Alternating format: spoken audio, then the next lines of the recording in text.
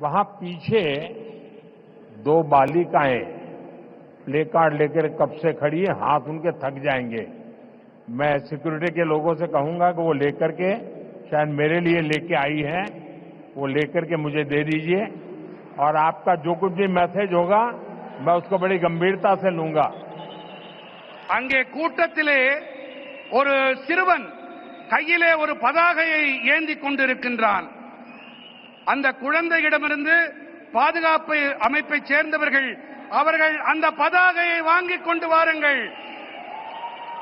கண்ணா, அதுல என்ன எழுதியிருக்கோ அதை நான் சீரியஸா எடுத்துக்கிறேன், அதை கருத்துல கொள்றேன் அப்படிங்கறத நான் தெரிவிச்சுக்கிறேன்.